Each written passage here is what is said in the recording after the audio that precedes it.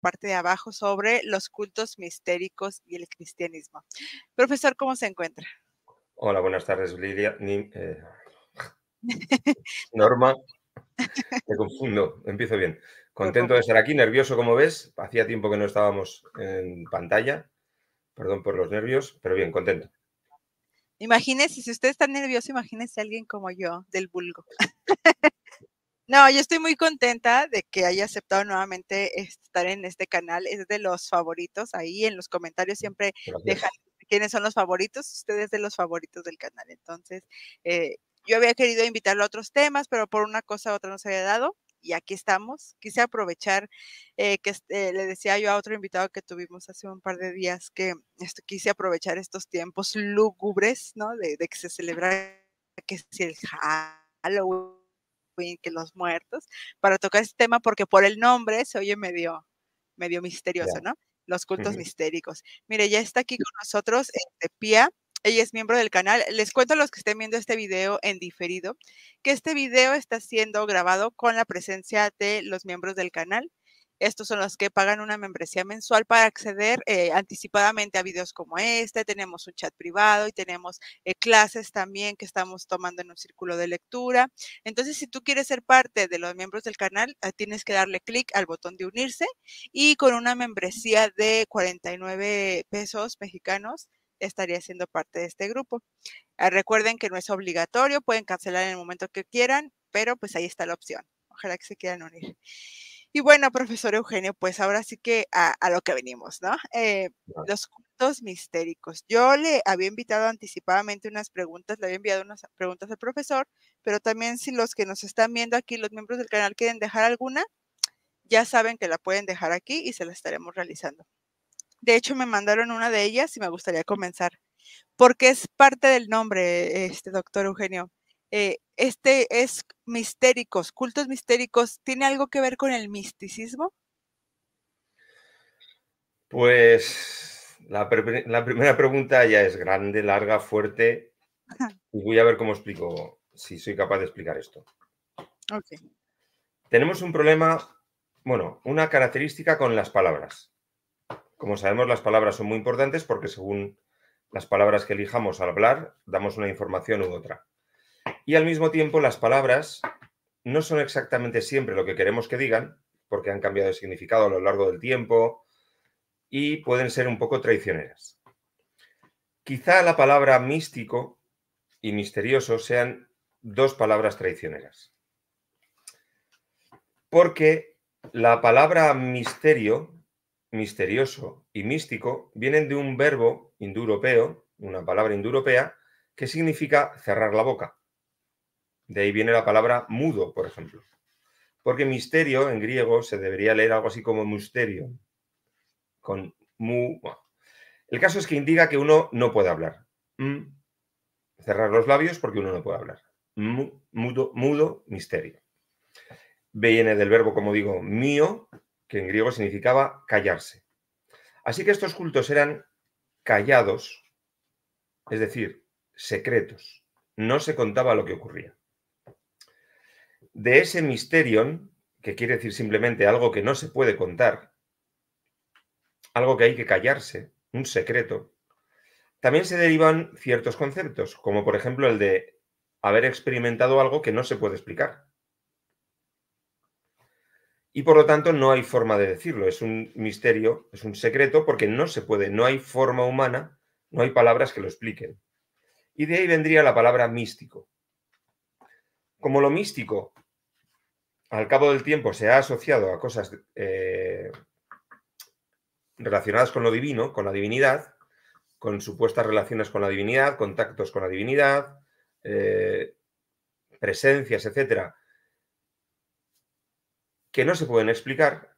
Para eso en latín hay una palabra, inefable, fábula, fablar, hablar, inefable, que no se puede decir. Cosas inefables no es posible explicarlas. Para eso se ha usado también el adjetivo griego místicos, que significa cosa que no se puede contar. Entonces, sí hay una relación en cuanto a que la palabra tiene el mismo origen, el verbo callarse, no contar, no decir, pero lo místico sería una cuestión imposible de explicar. Y los cultos mistéricos son cultos que exigen el silencio de sus participantes. Yo creo que así, de forma mucho más breve que lo que suelo decir, que hablo mucho, creo que así podría entenderse la diferencia entre una cosa y la otra. Sí, claro, o sea, uno te prohíben de cierta forma decirlo Sí, y el otro no lo puedes explicar porque es tan grande que no hay eso explicación. es. Pero en ambos Okey, casos te quedas mudo y por eso en griego se usa el mismo verbo, mío. okey. Esa sería la cuestión. Profesor, ¿cuáles son las fuentes, primarias donde podemos saber qué eran los cultos mistéricos o cómo conocerlos? O sea, ¿cuáles son esas fuentes que tenemos históricas sobre estos cultos? Pues como en todo lo que se refiere al mundo antiguo, las fuentes son básicamente dos. Hay textos, que son de dos tipos, textos de autores antiguos que hablen más o menos abiertamente de la cuestión, o tenemos objetos y edificios que hemos llegado a conocer mediante técnicas arqueológicas. Algunos de estos textos antiguos, objetos antiguos, conllevan textos que tienen inscripciones, son inscripciones que eran lo que usaban las personas que estaban involucradas en estos cultos. De manera que tenemos los típicos textos, papiros y luego pergaminos de la Edad Media, y luego los nuevos hallazgos científicos, los nuevos hallazgos arqueológicos. De los primeros, la mayor parte son alusiones muy sutiles de textos clásicos, cosas muy sueltas. Ellos las decían porque las conocían y no les hacía falta decir mucho más. A nosotros nos ha faltado mucha información hasta que hemos encontrado, por ejemplo, muchos yacimientos arqueológicos en los que se podía estudiar lo que estaban aludiendo. O, como os he dicho, inscripciones halladas arqueológicamente, pequeñas copitas con textos, pequeñas láminas inscritas, algunas inscripciones en piedra, cosas así sueltas que aluden a lo que ellos comentaban. Pero luego la gran cantidad, si es que es mucha, que tampoco es mucha, la mayor parte de los textos que tenemos son en general de autores cristianos que criticaban la religión de su época o de las épocas anteriores, las religiones de los grecorromanos, contra los herejes, bueno, varios, el texto sobre la caverna, de Porfirio, varias cosas antiguas que se refieren a los textos cristianos, a los textos y a las costumbres de los cultos mistéricos. En esos casos tenemos una información que no siempre es de primera mano, casi siempre es secundaria o terciaria, aluden a alguien que ha escrito o a alguien que ha hablado, que puede ser tercera o cuarta persona en una cadena de tiempo, con lo cual hay siempre que tomarlo con cierta precaución, pero no cabe duda de que son noticias importantes. Entonces se trataría, como digo, de fuentes arqueológicas, con inscripciones nuevas, yacimientos, edificios, objetos, la iconografía que se ve en la decoración, que no he mencionado antes, la decoración de los edificios o templos, iconografía, los dibujos, plantas, flores, personajes, que también aparecen en la cerámica que aparece en estos sitios, o textos que pueden ser estos arqueológicos, o la mayor parte, alusiones sueltas en los textos grecorromanos, o más específicamente, pasajes ya un poco largos en textos cristianos.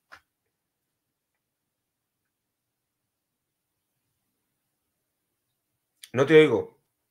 Perdón, Ahora, ya. Okey, entonces, ¿qué entendemos por cultos mistéricos? los cultos mistéricos son un tipo de movimiento religioso que empieza a poder rastrearse en Grecia en el siglo VI antes de Cristo y que se extiende prácticamente hasta que la cristiandad domina el Imperio Romano. Así que tendríamos más o menos unos 900 años de historia continuada de estos misterios. Estos misterios son un hecho religioso que evoluciona a lo largo de estos 900.000 años. De hecho, no podemos decir que sea un fenómeno inalterado. Al revés, tienen un origen concreto en unas circunstancias histórico-sociales concretas y al final del imperio, vamos a poner el siglo III, ya de nuestra era, tienen otras condiciones completamente distintas. Es, por lo tanto, tan complejo como cualquier movimiento religioso, ninguna religión es estable, todo en nuestra vida, No, las culturas siempre cambian y las religiones también cambian. Empezaron como cuestiones en general de clanes, ceremonias privadas de los clanes.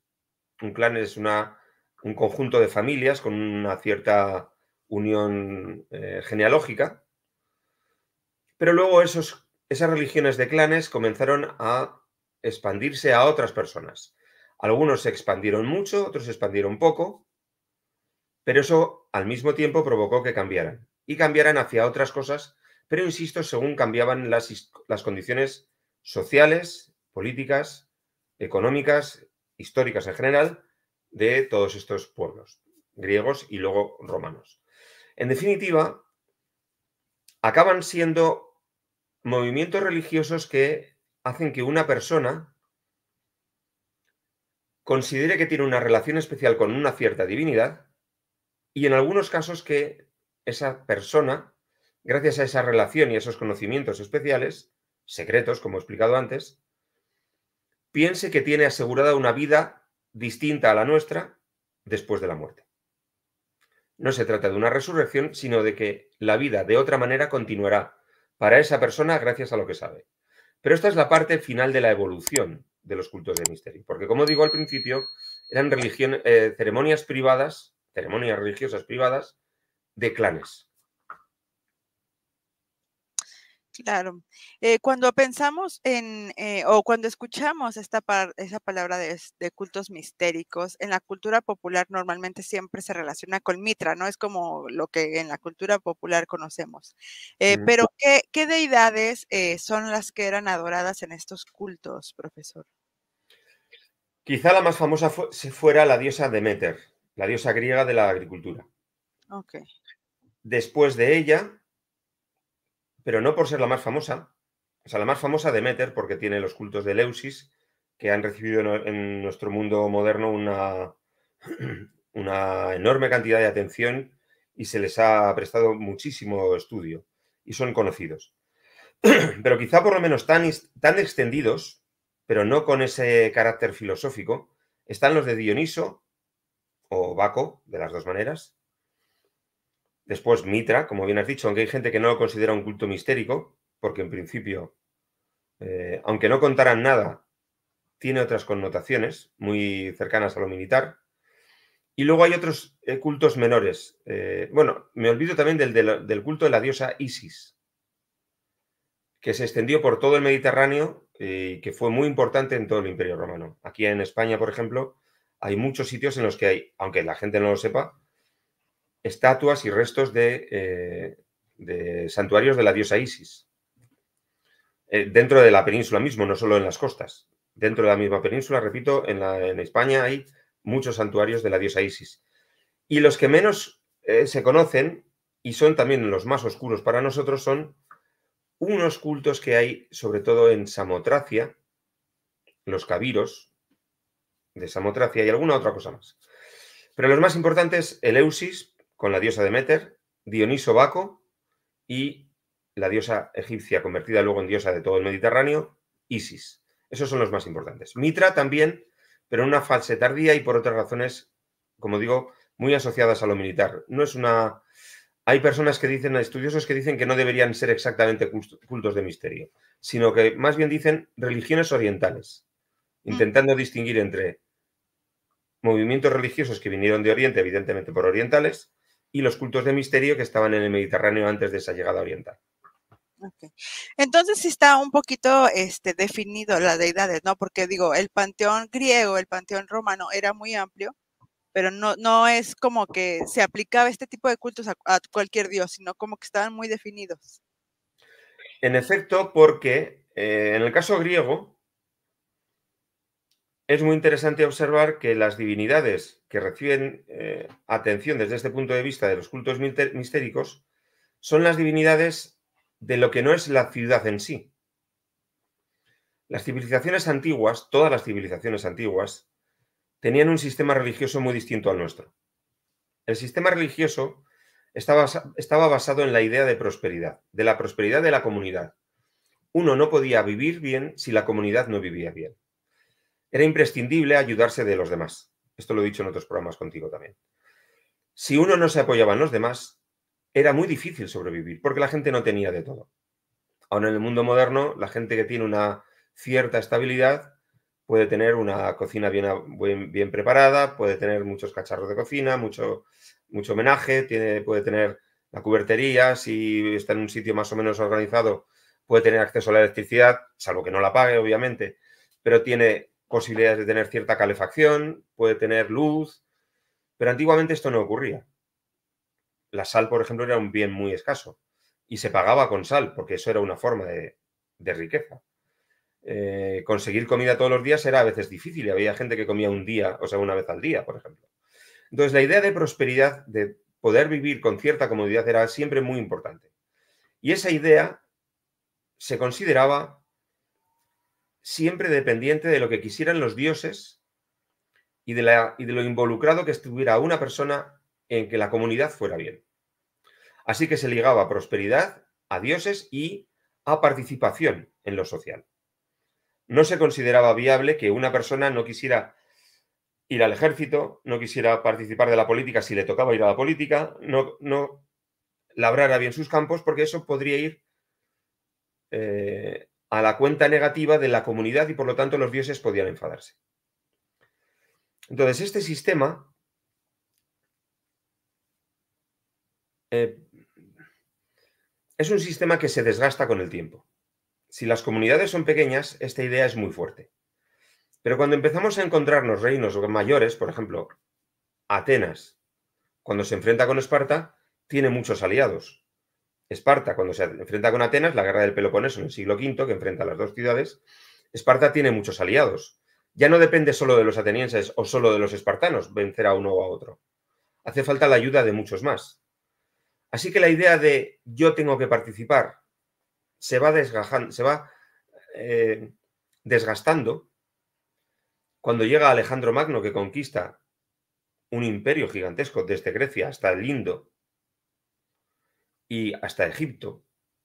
La idea de yo tengo que estar en mi ciudad y pelear por ella ya no existe, puesto que uno vive en un imperio gigantesco que tiene un gigantesco rey.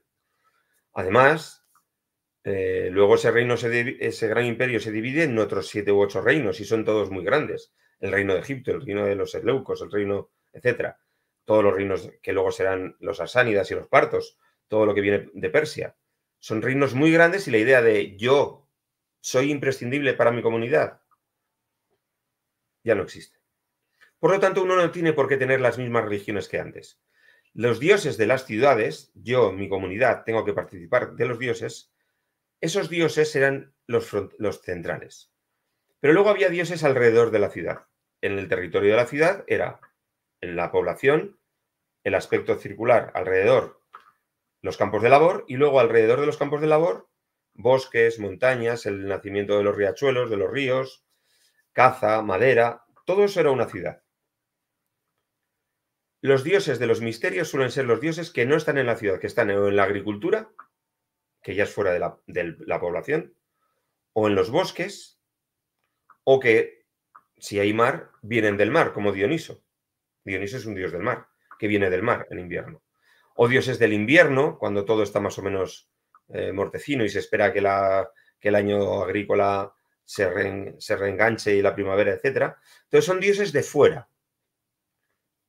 Lo que nos da idea de que son dioses para unos pocos que piensan que con esos dioses exclusivos van a tener algo especial.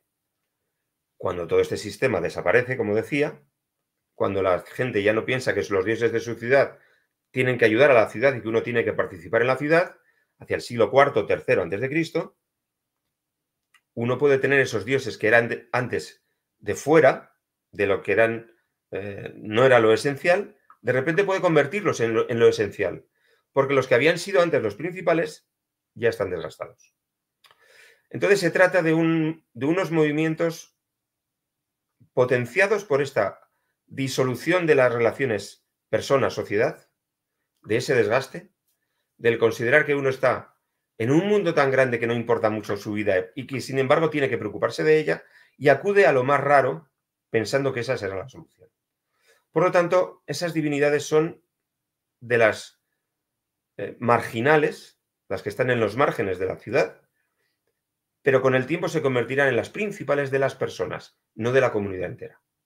No sé si lo he explicado bien. Sí, entonces ese era más como un culto, o sea, aunque era un culto grupal, como dice usted de clanes, tenía mucho que ver el culto privado o Sí, personal. Ok.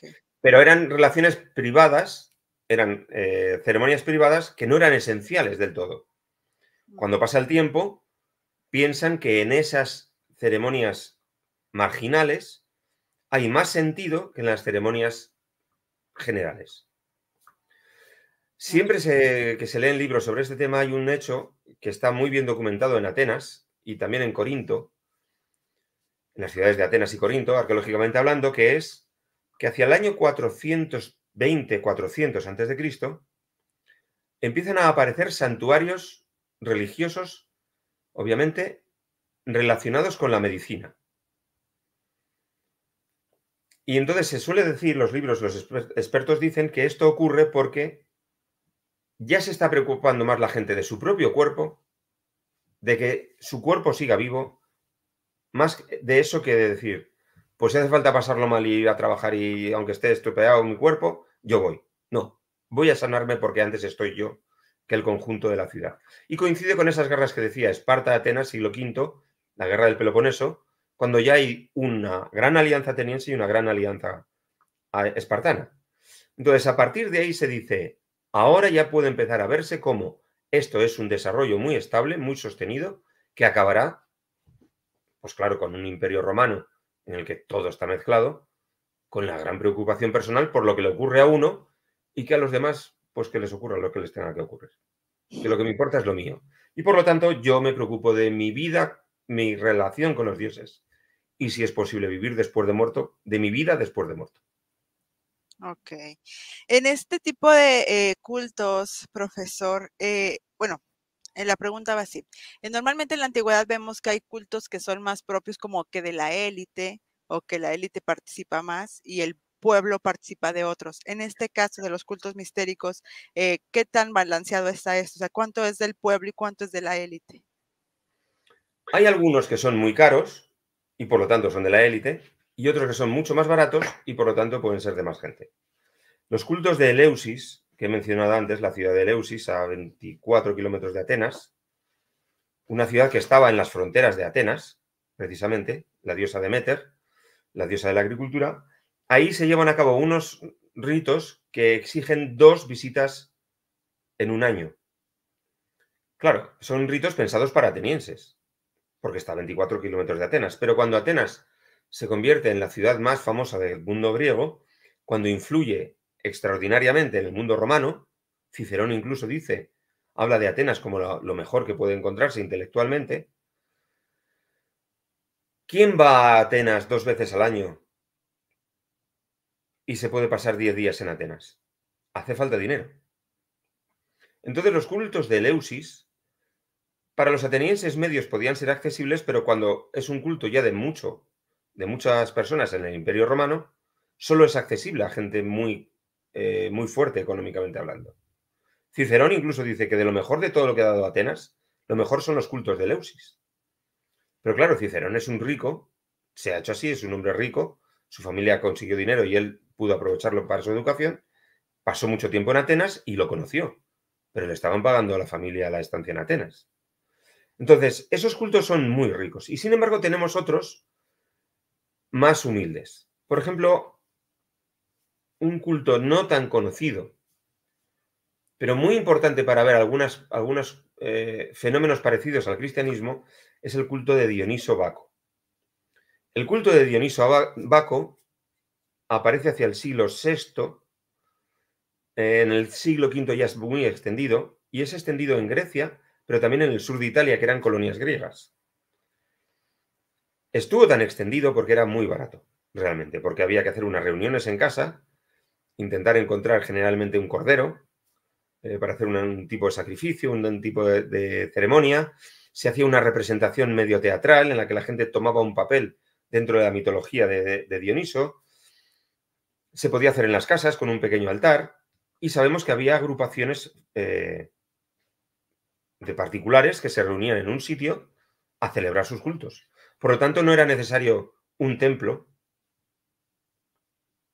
que había que pagar, obviamente, y mantener, con un sacerdocio que había que mantener y pagar, sino que se podía hacer en unas casas con unas personas que tenían unos papeles religiosos, o unos sacerdotes, sacerdotisas, ayudantes, etcétera, pero mucho más humilde y por lo tanto mucho más llevadero. Ese culto estaba muy extendido.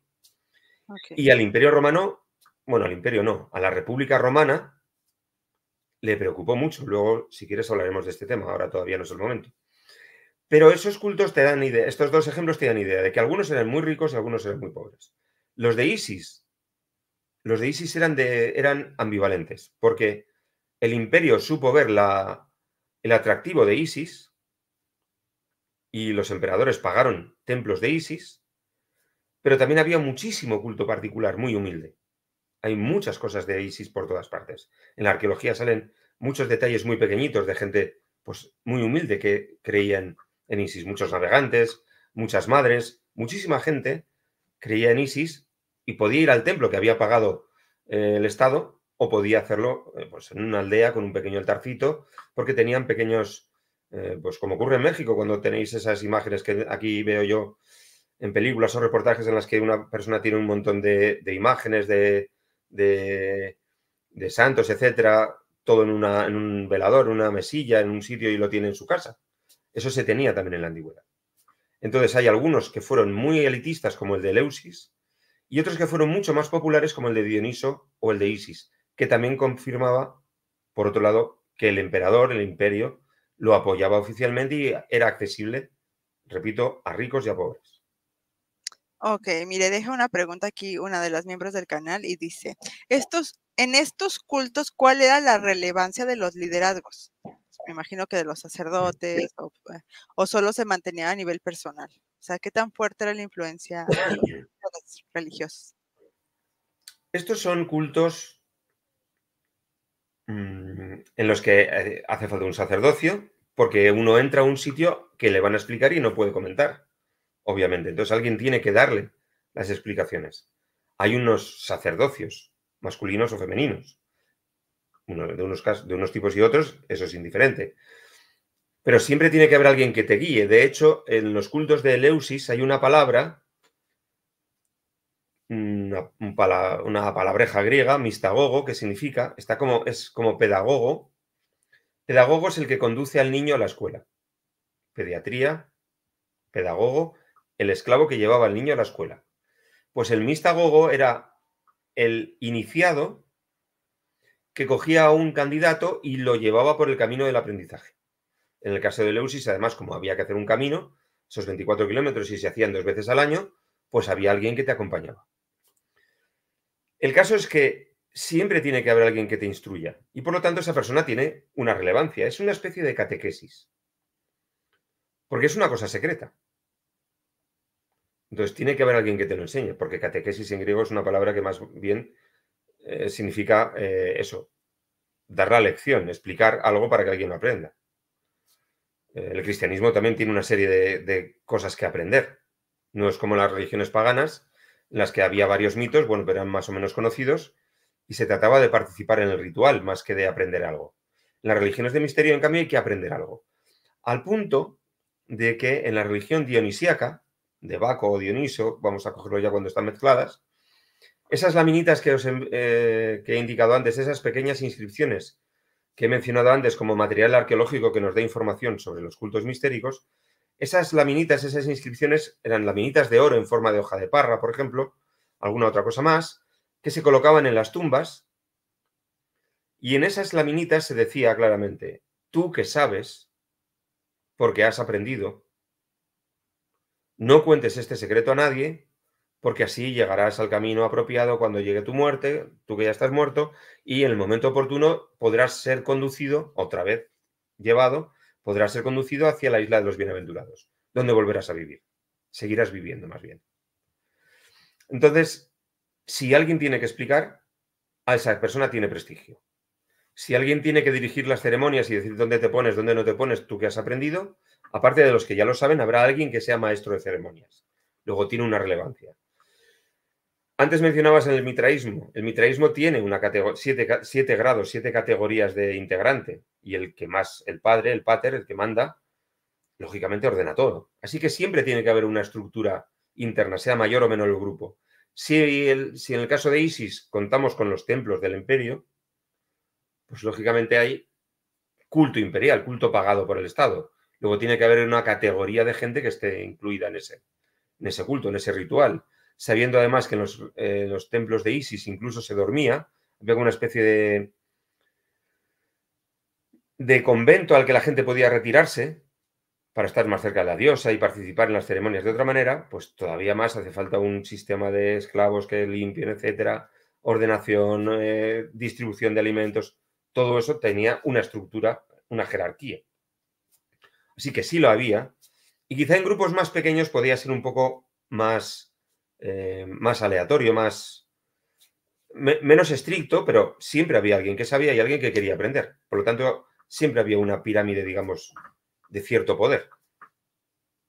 Sí, me imagino que sí, digo, es como dice usted, el que sabe más siempre va a estar arriba, ¿no? Del que está En iniciando. estos sitios sí, porque realmente le pedían que contara lo que supiera, pero no como ahora, que esto es muy democrático. Sí. Desde otro punto de vista, es que yo quiero lo que tú tienes porque me va la vida en ello, porque creo que así voy a vivir, voy a seguir viviendo una vez muerto. Entonces, la Okey. veneración ante quien sabe ese secreto, lógicamente, dado el interés que se tiene, es muy grande. Hay una reverencia sociológica, digamos, de sociología del conocimiento que te va a llevar a ese extremo. Muy bien, profesor. Usted mencionó una palabra clave y es el iniciado, ¿no? Hemos escuchado también, los que sabemos poco de esto, que, normalmente en este tipo de cultos se hacía un ritual de iniciación que, tiene mucho parecido con el bautismo cristiano. ¿Nos puede hablar un poquito de esto? Vale, pero antes quiero preguntarte, ¿el bautismo cristiano de qué época? ¿De los principios o de después? No, de después. Pues si es de después, no es lo mismo, porque el bautismo cristiano es que tú vienes del pecado al mundo y de esta forma ya estás en el mundo que puede acabar viviendo después de la muerte. Pero no es una ceremonia como al principio de yo conscientemente, porque el bautismo ahora es según naces. Y ya transcurrido unos siglos ya era, bueno, pues todos los niños que yo tenga quiero que sean cristianos, los bautizo al principio. Pero al principio era una decisión personal que exigía una catequesis, una instrucción. Entonces, al principio sí era un rito de paso, era una forma de decir, yo ya no estoy en ese mundo y estoy con este grupo de elegidos. Y en ese primer bautismo sí podemos ver algo casi idéntico a lo que hacían los cultos de misterio, porque en esos cultos sí se estaba pidiendo a la gente, das el paso de aprender y luego digamos, confirmas que lo has hecho y ahora mismo yo dejo claro que tú estás en mi grupo. Y esos eran los ritos de iniciación. Yo ahora dejo claro que tú estás en el grupo. El bautismo, el primer bautismo cristiano era eso. Tú antes estabas en una forma de vida y ahora estás en esta otra forma de vida.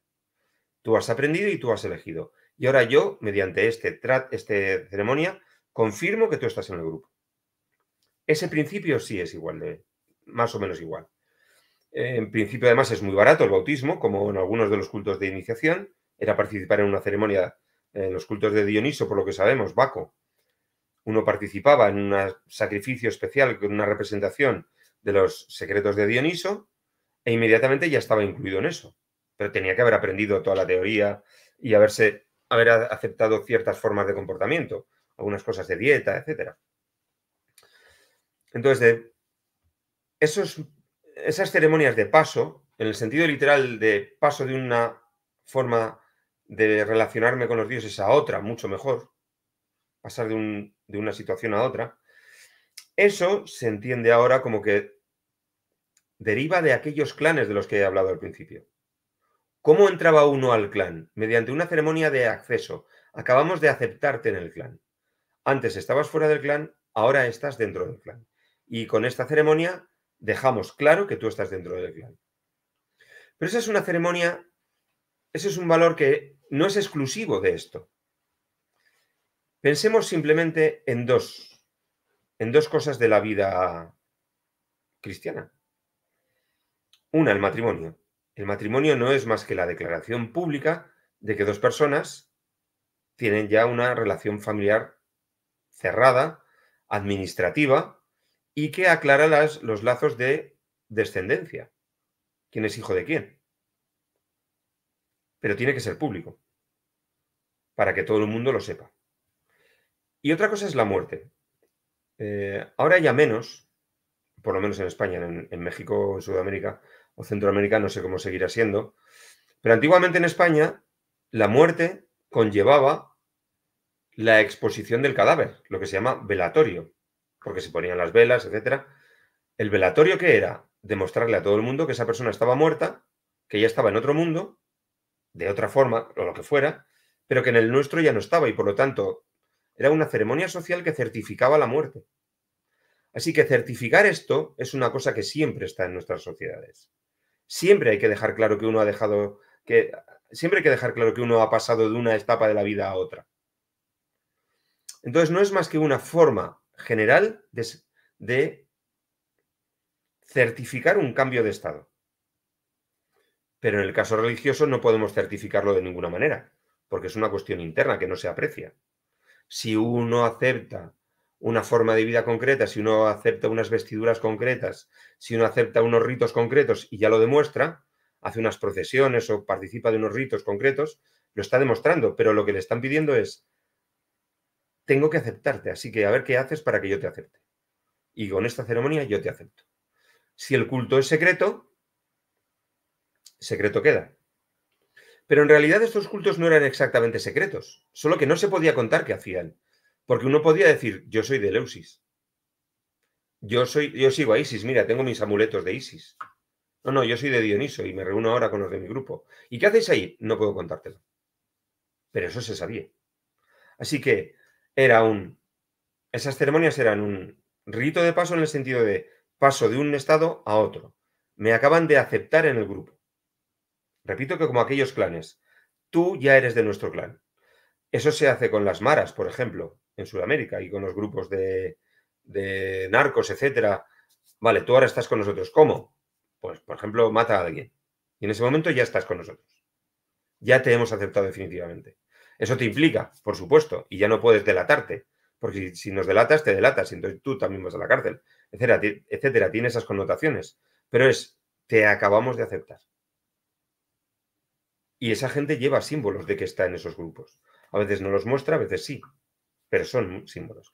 Es algo parecido, entonces. ¿Son ritos de paso? Sí, pero no ya de paso de edad o de cambio de estado social, sino de cambio personal.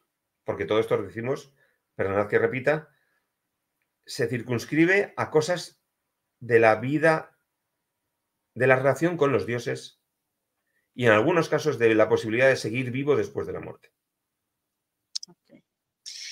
Antes de entrar de lleno ya con lo que es la influencia en el cristianismo, estos cultos, que también es una de las cosas que se sabe o se dice, ¿no? A los que nos gusta investigar sobre esos temas. Y yo quisiera saber qué tanta influencia pudieron haber tenido con el judaísmo del Segundo Templo, sobre todo con estos judíos de la diáspora o helénicos. A mí me da la impresión, sin haber estudiado mucho ese tema, que no mucha, que no demasiada. Ujú. Otra cosa es que hubiera, y hay que tenerlo en cuenta porque se ha estudiado ya bien, en el judaísmo de la diáspora, de la dispersión por el Mediterráneo, que nada fuera homogéneo, nada fuera igual. Ujú. Lo que se ha estudiado, por ejemplo, bastante a propósito de la ciudad de Antioquía, donde surgen los primeros cristianos, o de Alejandría, Antioquía, donde se dice por primera vez cristianos a los seguidores de ese movimiento, o en Alejandría, a propósito del mundo judío, lo que se sabe es que había varias formas de ser judío. Había una forma muy ortodoxa, cercana a la de Jerusalén, o prácticamente igual que la de Jerusalén. Había una forma que intentaba que otros pueblos fueran atraídos hacia el judaísmo. Había una forma de ser judío que estaba muy relajada, porque había muchas costumbres paganas que esos judíos relajados aceptaban, Y luego había judíos que simplemente no eran judíos y que olvidaban su religión y vivían tan tranquilos. Entonces, dentro de estas 4 formas, ¿a cuál nos referimos? Si nos referimos a las formas más ortodoxas, yo creo que no hay ninguna posibilidad de que los cultos mistéricos influyeran en el judaísmo. Porque el judaísmo, según la definición ya final del judaísmo del siglo III o II, sobre todo el siglo II antes de Cristo, cuando ya se cierra qué es ser judío, exige unas normas concretas que son distintas a prácticamente todo lo que existe alrededor. Luego no pueden aceptar otra cosa, porque según los ortodoxos de esa época, los integristas de esa época, o haces esto o no eres judío. Con lo cual no había más. En cambio, los que son el segundo grupo que he mencionado, los que querían que otros pueblos se acercaran al judaísmo, estos sí pudieron tener interés en entender cómo eran los cultos de misterio. Sobre todo porque es muy posible que los que querían encontrar gente en otros pueblos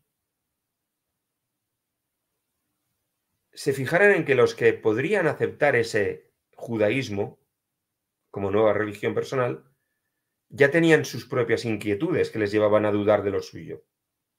Es decir, o dicho de otra forma, yo, un pagano que me preocupo por lo religioso y que veo que nada me convence, que he probado los cultos de misterio, pero que tampoco me convencen, de repente oigo hablar de algo que se parece mucho a la filosofía de Platón, porque el judaísmo está muy influido por Platón y que acaba por definirse en muy buena medida gracias a Platón.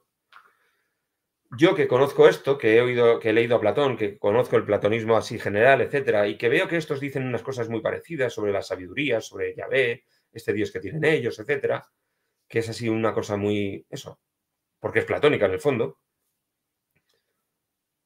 voy a interesarme por esto. Pero esa gente podía venir de cultos de misterio que no les habían convencido. Así que los judíos que se dedicaban a este grupo, a los temerosos de Dios que llamaban, los foúmenoi, los timuentes, estos judíos que se dedicaban a buscar entre esta gente, tenían que entender antes cómo eran los cultos de misterio. Porque esa gente les estaba diciendo que venía de ellos. Pero yo tampoco creo que esa gente se dejara influir por las relaciones entre los cultos, por los cultos de misterios. No lo creo, porque querían que fueran judíos y por lo tanto volvemos a la idea de la ley, de la Torá, etcétera, y lo que hay que cumplir. Yo no lo vería. En el caso de judíos que abandonaran parcialmente la práctica judía, pues sí cabe, porque esos judíos podían decir, esto me interesa también. No olvidemos que el judaísmo es politeísta por lo menos hasta el siglo III a.C. Es decir, hay una tradición judía que permite que haya otros dioses, e incluso tener otros dioses. Si los judíos de la diáspora eran de los de esa tradición, podían aceptar a otras divinidades. Aceptar parte de la Torá, o muchas cosas de la Torá, pero luego decir, sí, bueno, pero también hay otros dioses, voy a ver qué son. Pero eso no estaría afectando al núcleo integrista basado en Judá y Jerusalén. Con lo cual, y los que abandonaron el judaísmo, por supuesto, no merece mencionarse ahora, con lo cual yo creo que no debió haber mucha influencia de los cultos de misterio en el judaísmo. Pero sí que hubo judíos que seguro que los entendían, porque vivían en el mundo, que seguro que los entendían y seguro que supieron sacarle un partido. Eso sí. Ok.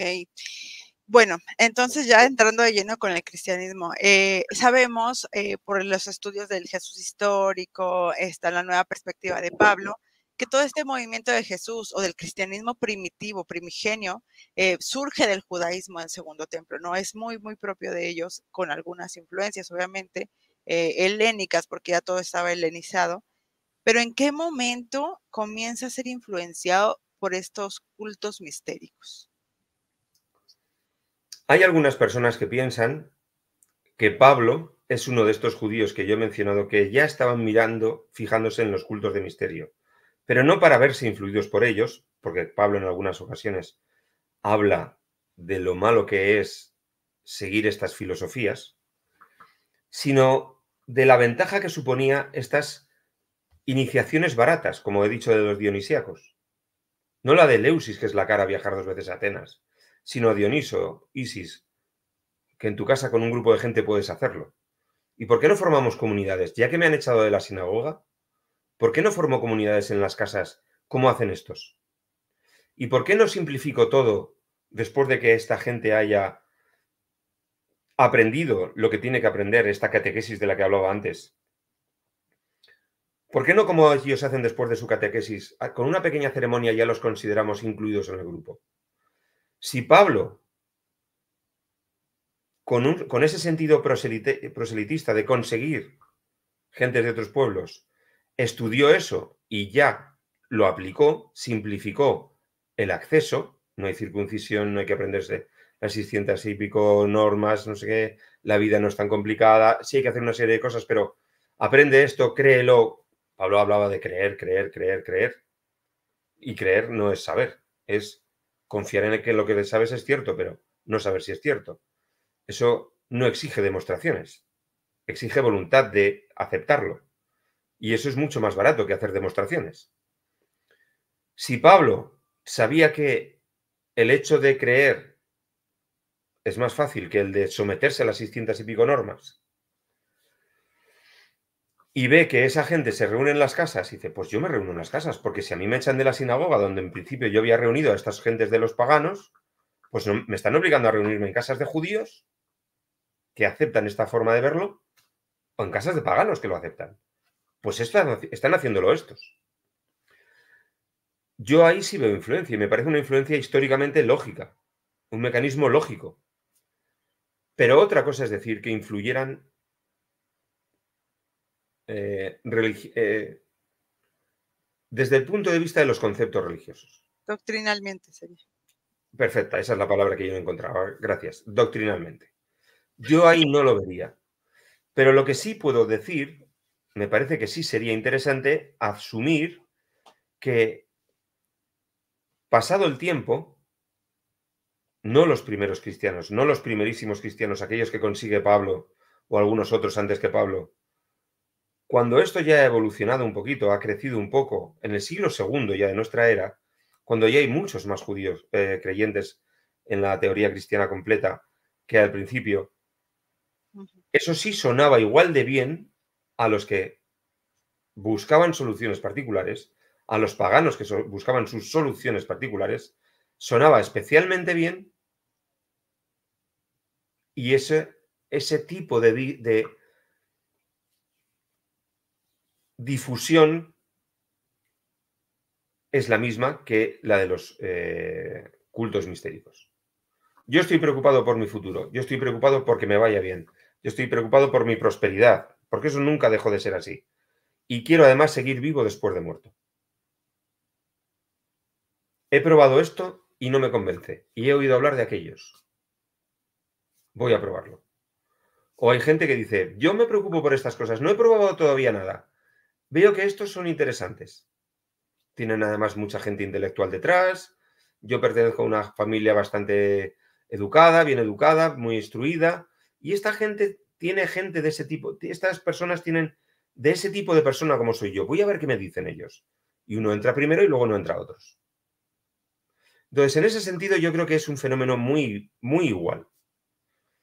En ese sentido, lo veo muy igual. Influencia. El cristianismo promete la resurrección. Es decir, el cristianismo certifica que uno se ha muerto y que después vivirá. Pero no solo eso, certifica que vivirá con su mismo cuerpo. Resucitar es volver a levantarse, en latín. Anastasis, que es la palabra griega, significa volver a ponerse en pie. Y eso implica el mismo cuerpo. Eso no lo prometía nadie.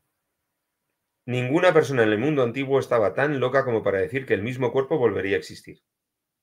De hecho, la palabra para ataúd era sarcófagos, que significa come carne. Antropófago, come hombres. Antropófago, come hombres. Sarcófago, come carne. Porque todo el mundo tenía claro que metes un cadáver en un ataúd y luego no hay carne. Y si no hay carne, no hay tendones. No hay tendones, no hay músculos. luego esos huesos no tienen forma de estar vivos otra vez. Así que nadie prometía volver a tener cuerpo, pero el cristianismo sí lo prometía. Y esa es una diferencia muy grande con las ceremonias, con las religiones de salvación personal mistéricas, porque esas te prometían seguir vivo, pero no con tu cuerpo, con tu alma, con tu aliento vital, con tu conciencia personal. Tu conciencia personal iba a seguir viva de alguna manera, porque los antiguos pensaban que la conciencia vital era parte de la materia. De hecho, consideraban que era bruma. El aliento es aire húmedo. Y eso es bruma, gaseosa, sin forma concreta, pero existe. Y que eso se iba de alguna forma y llegaría a vivir en otro sitio. Un sitio brumoso, pero llegaría a estar vivo. No se disolvería esa bruma, como ocurre con los demás, sino que esa bruma acabaría otra vez concentrada de alguna forma, no con tu cuerpo, pero sí tú. Eso no lo prometía el cristianismo, porque el cristianismo prometía que tu alma y tu cuerpo volvían a estar juntos. Y esos son conceptos griegos, no son conceptos judíos, como sabemos. Entonces, no sé hasta qué punto las ceremonias y los ritos de las religiones mistéricas pudieron influir muy claramente en el mundo cristiano. Pero el ambiente, la forma de acceso, ese ritual barato, práctico, que no necesitaba de un gran templo, eso es un modelo extraordinario de difusión. Muy fácil. Se me ocurrieron ahorita muchas preguntas, a ver si no se me va ninguna. Entonces, podríamos decir que por las circunstancias en que se desarrolló toda la predicación de Pablo, como decía usted, de que es expulsado o estos primeros cristianos son expulsados de las sinagogas, se empiezan a reunir en casas, la persecución, se podría decir que se adoptaron prácticas, sí, prácticas no culticas, como decía de la religión, pero sí prácticas muy propias de los cultos mistéricos, pero con la doctrina cristiana. Eso sí que podría decirse. Sí.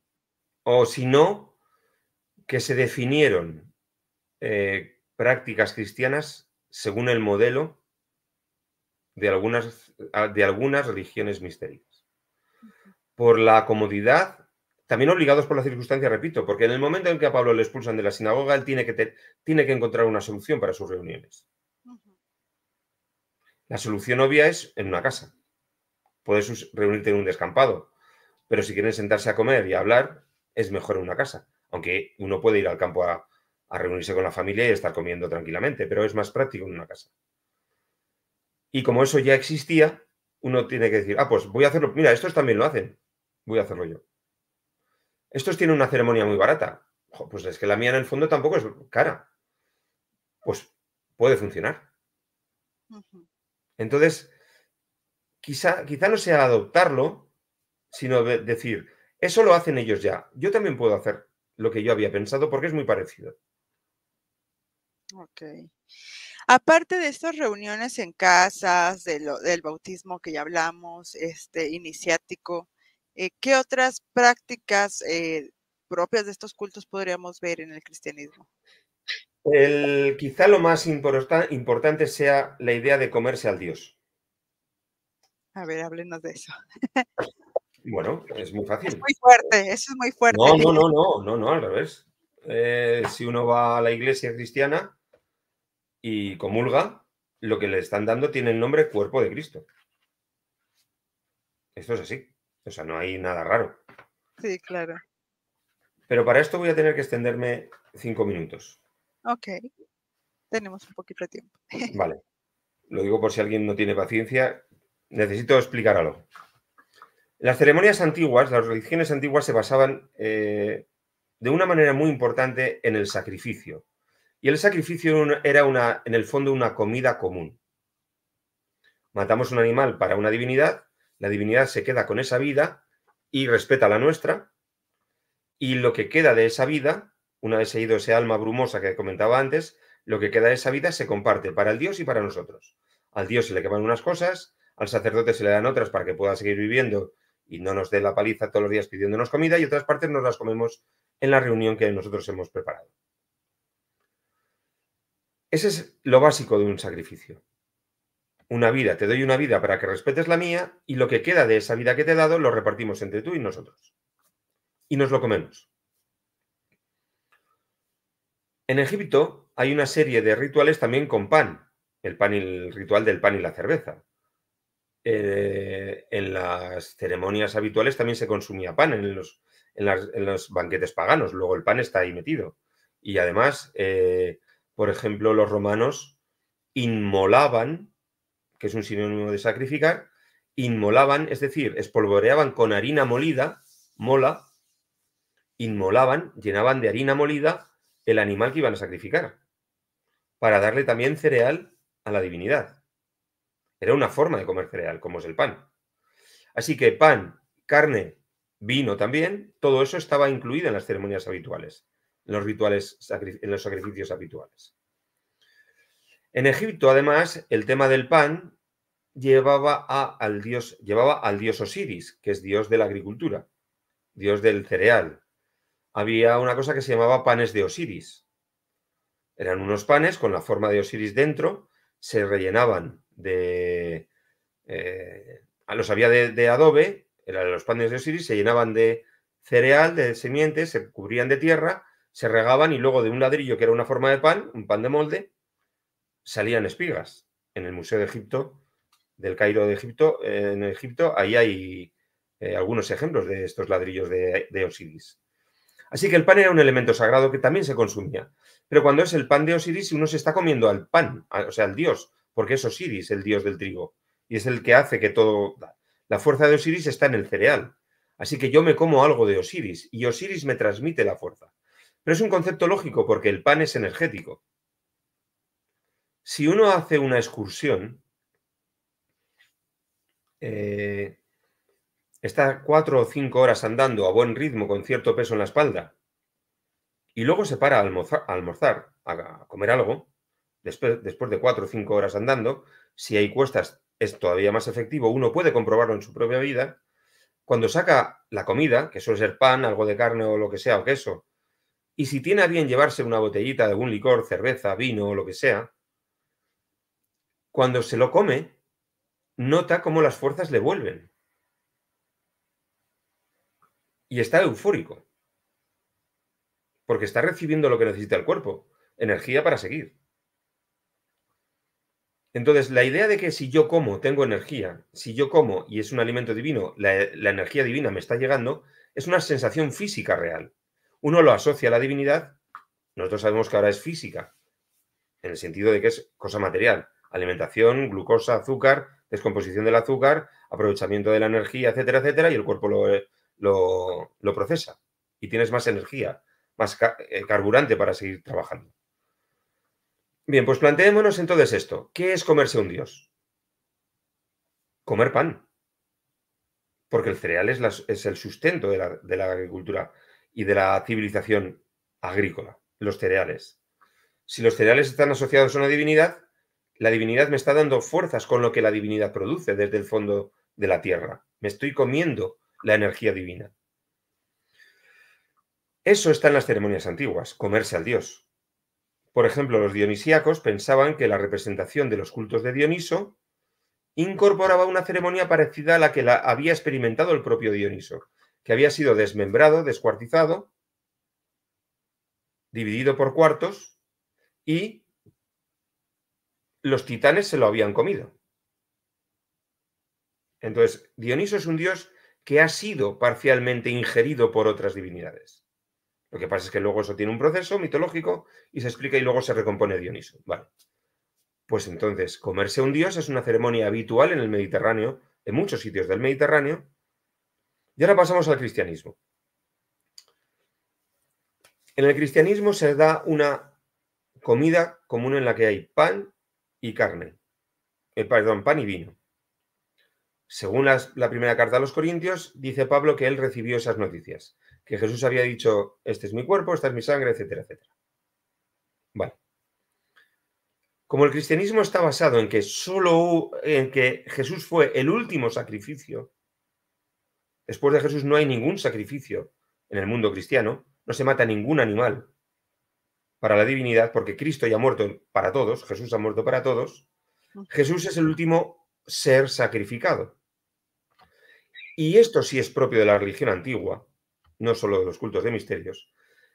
El animal sacrificado, Jesús, es repartido entre todos los comensales, como he dicho al principio. Así que el último animal, el último ser sacrificado, animal significa ser que tiene ánima, alma, el ujú. último ser sacrificado es repartido entre los comensales. Pero sabemos que no hay más sacrificio, entonces es el pan, que es heredero de las antiguas religiones, que ha sido nombrado cuerpo de Jesús, el que es repartido a todos. Y con ese cuerpo se dice en el cristianismo que está la energía divina para seguir siendo un buen cristiano. Luego uno se come al Dios. Y eso es una práctica no solo de los cultos de misterio, como he dicho antes, hace un momento, sino de prácticamente todas las religiones antiguas. Pero insisto, como ya no hay más sacrificios porque Jesús es el último sacrificio, se hace con pan Ujú. y con vino, que representa sangre. Pero observemos, y esto ya para terminar esta pregunta, que el pan y el vino son dos alimentos agrícolas, uva y cereal, completamente destruidos, que ya no pueden servir para crear más cereal ni más vino, porque una uva destruida, con las pepitas destruidas, ya no produce una nueva planta, y el cereal molido ya no puede producir otra nueva espiga de trigo, de cereal. Así que son dos productos agrícolas completamente destruidos, sin posibilidad de nueva vida después de su muerte como vegetales, y que sin embargo dan vida. Y esa sí es una característica del cristianismo, porque está diciendo que lo que ha muerto del todo, luego puede seguir vivo. Esto que te doy a ti destrozado, a ti te da la vida. Igual que la muerte de Jesús a ti te da la vida después de la muerte, tú vas a morir, pero resucitado volverás a vivir, como el pan y el vino, dos productos destrozados sin posibilidad de otra vida, sin embargo a ti te la da. Entonces es un mundo en el que en realidad, y quizás esta pregunta valga para que me explique un poco mejor lo que he dicho hasta ahora, todo estaba relacionado y muchos sabían lo que hacían. Había cosas que no contaban, pero tenemos pistas, tenemos textos, tenemos tal. Pero todo el mundo hacía prácticamente lo mismo. Y luego había detalles de doctrina, como tú bien me has recordado la palabra, había detalles de doctrina que ya eran particulares. Pero prácticamente se hacía lo mismo. El judaísmo no tiene sacrificios ahora mismo, pero sigue hablando del pan y del volver a Israel, etcétera y tal. Y el judaísmo sigue haciendo en la cena del Sabbat lo del pan sin sal, porque tal, pero sigue siendo pan y siguen jugando con vino también. Divina. Así que, de alguna manera, seguimos viviendo en ese mundo antiguo, prehistórico, en muchos casos, luego histórico, pero con otra doctrina. Justamente le iba a mencionar esto, ¿no? Del Shabbat, porque cada Shabbat se toma vino y se come, se parte un pan especial que es de Shabbat. Sí, claro.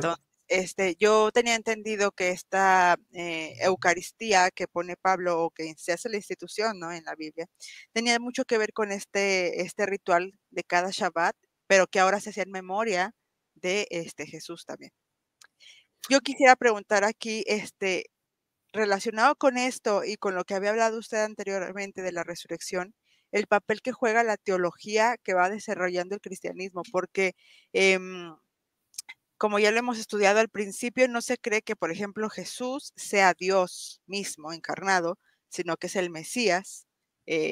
Puede ser divino, ¿no? Ya hemos hablado sobre esta Sí, divinización. pero un intermediario, no el Ajá. Dios definitivo. Pero con el tiempo, el cristianismo ya lo declara el Dios Padre encarnado, y entonces en la Eucaristía te comes al Dios, y de hecho se habla de la transustanciación, y hay milagros eucarísticos con sangre, o sea, ahí ya está un poquito más Sí, mistérico, ¿no? O raro. Entonces, raro. respecto a la resurrección, le preguntaba por qué, si usted le pregunta a un cristiano normal, actual, la mayoría sí le dice: "Oye, ¿cuándo vas a resucitar?". Creen en esa resurrección como celestial, ¿no? Vamos a estar en el cielo. O sea, ya no es la resurrección corporal de me voy a levantar en este cuerpo, sino como que, vamos a estar en el cielo. A lo mejor están mal instruidos, o a lo mejor la doctrina oficial sí habla de una resurrección tal cual corporal, pero esta resurrección celestial no sería también muy mistérica y que no era la original del cristianismo primitivo. No sería una resurrección mistérica porque, como te he dicho antes, los cultos mistéricos no prometían una resurrección. Pero sí sería del estilo mistérico porque se olvidaría del cuerpo y diría que se vive de otra forma, que el alma sigue viviendo. En ese sentido sí sería de ese estilo. Pero eso es una evolución del cristianismo porque, efectivamente, lo primero que dice Pablo en el primer texto cristiano que tenemos, la primera carta a los tesalonicenses, el capítulo 4, es que van a resucitar con su propio cuerpo, van a ver a sus parientes muertos. Y eso implica verlos con su propio cuerpo. Entonces es una resurrección real. Realmente resucita, porque hay un cuerpo que resucita. Lo otro es muy platónico. Platón cuenta en el Fedro que las almas de los muertos tienen un proceso, a veces incluso detalla 3 estados en los que puede estar el alma del muerto. Un proceso en el que se están penando los desastres que uno ha cometido durante su vida. Otro sitio en el que uno no ha sido demasiado malo y su alma está relativamente castigada y en espera de ir al sitio oportuno. Y luego otro tipo de alma que ha hecho todo bien en su vida y que está con la divinidad. Eso es una parte de la filosofía platónica, que luego está vulgarizada y que luego puede aparecer en otros sitios. Aparece en el cristianismo. Pero ¿cuándo se va delimitando este otro tipo de resurrección? Cuando el cristianismo deja de ser una criatura del judaísmo, una sección del judaísmo, porque ya los elementos judíos cada vez tienen menos fuerza o están menos dentro, ya no son judíos integristas, sino que son de esos judíos que he dicho que buscan prosélitos o que están buscando gente y están muy metidos con los demás, con los paganos, ya no están tan dentro del integrismo de la sinagoga, los han echado de la sinagoga, de hecho. Entonces, la posibilidad de que sean judíos aperturistas es muy grande, y lo son.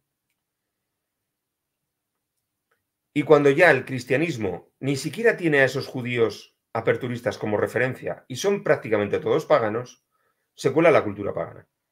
En algunos casos se puede hablar de religión de misterio. Yo, como te he dicho antes, quizá sea más partidario de decir, es que muchos hacían prácticamente lo mismo.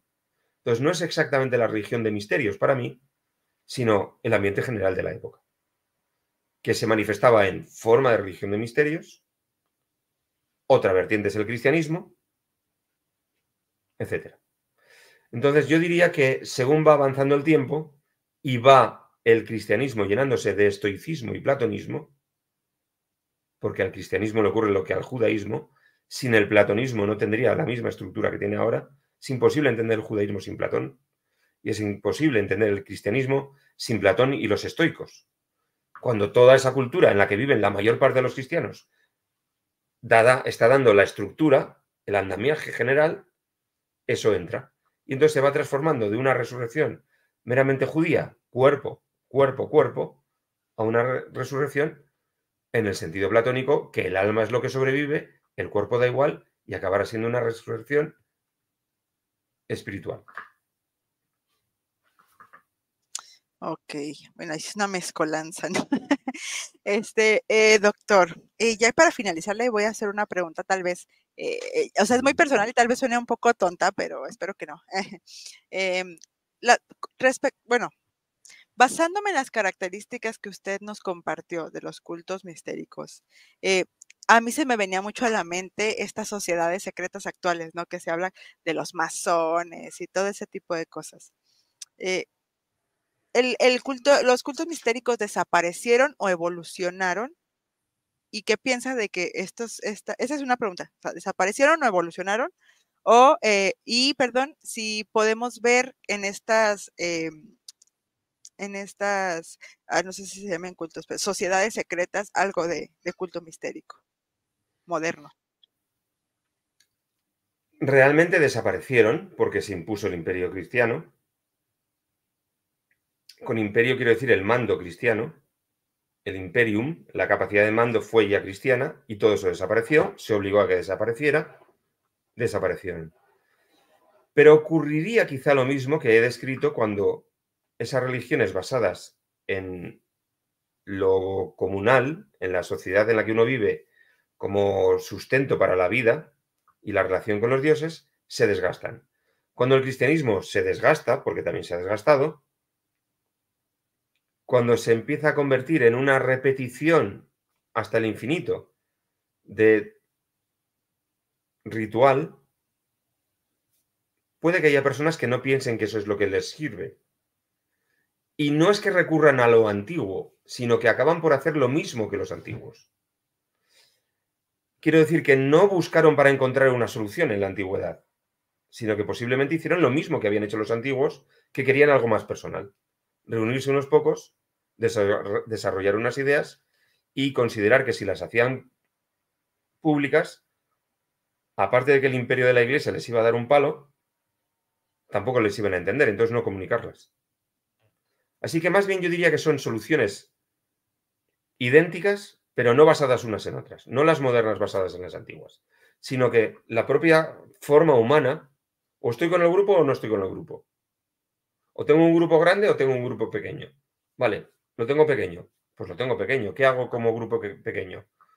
Pues yo poco a poco voy informando, voy diciendo, pero no busco en la antigüedad qué hicieron los antiguos para no ser paganos o para tener otra forma de vida. Así que yo diría que la solución es parecida o igual porque los humanos somos iguales. O estoy en un grupo grande o estoy en un grupo pequeño. Si estoy en el pequeño, pues intento que sobreviva y si viene alguien más, pues mejor. Y ya está. Ok. Bueno, sin duda aún quedan muchas cosas que platicar, pero ya habíamos planteado una segunda parte de este tema. Yo estoy segura que van a surgir preguntas, entonces a los que estuvieron, bueno, primeramente a los miembros del canal que van a estar viendo en estos días este video, si tienen alguna pregunta déjenla y si están viendo en diferido también este video, déjenla, es el momento de que dejen ustedes ahí sus preguntas porque vamos a hacer una segunda parte de este tema, porque es muy mistérico todo esto. Profesor, muchas gracias por haber Gracias a ti otra vez por abrirme la ventana de tus seguidores y ya estaremos en contacto para intentar hacer otra cosa sobre este tema. Pues nuevamente muchas gracias por haber aceptado esta entrevista. De verdad que para mí es un placer siempre platicar con usted y No, pues para mí también. ahí Gracias. pendientes para la segunda parte. A los que estén viendo este video, recuerden dejar su like, su pregunta, compartir este video con quien ustedes creen que le pueda ser de beneficio. Y si no se han suscrito, pues suscribirse también para que no se pierdan nuestros videos. Pues entonces esto sería todo. Nos vemos pronto Gracias. y Adiós. shalom, shalom a todos. Adiós. Hallelujah.